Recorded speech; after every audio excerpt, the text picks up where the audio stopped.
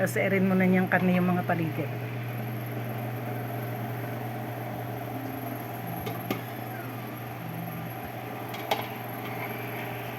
Ay.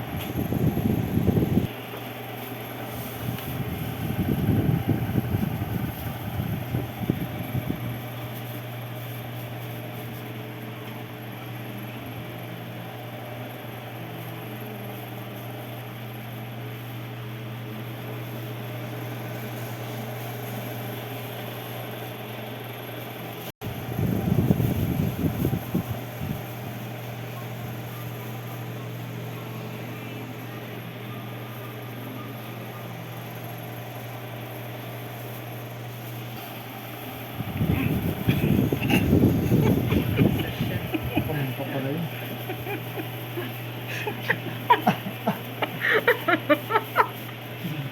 Sa amin pumunta yung paminta. Sama ng amoy.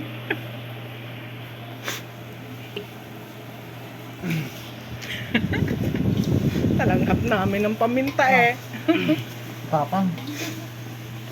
Bagong giling yung pamintang yan eh. Hindi kami bumibili ng giling na kasi baka may halong harina. Singaw na kayo din ng mami no. Yung ilong ko eh, hatching ako na hatching ting may paminta eh. Diyan na mula.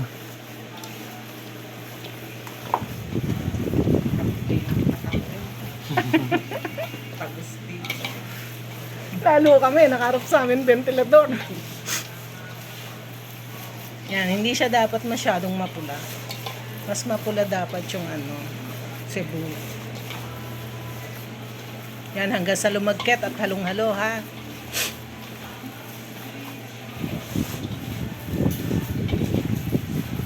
Yung lokban natin ma'am.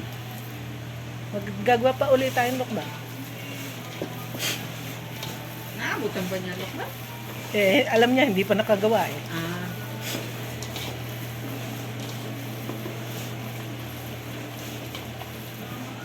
Huli ang lokba.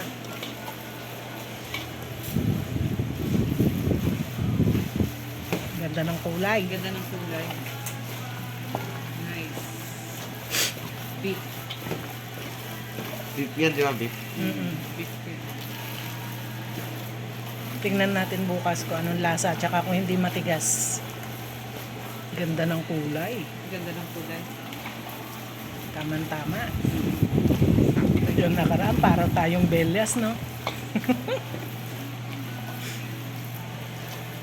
Okay, tamo, galing humalo. Butcher siya eh. Butcher siya dati. Sa Opo. SM, Sa Robinson. Robinsons. Ah, okay. Kaya marunong niyang maghasa ng kutsilyo. Kaya marunong kaya marunong ka sa karne. Opo. Marinate. Ay, ba't hindi ka na doon? Nagmamarinate. Napaginitan po. Kapag initan daw ng bisur eh. Bawal kasi ang magjowa. Ah, Eh, meron tauhang jowa.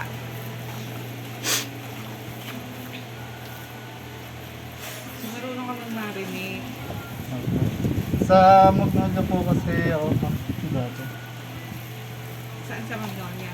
Chicken station po. Ah, chicken station. Lahat po ng marinated ng Magnolia. Kami po gumagawa.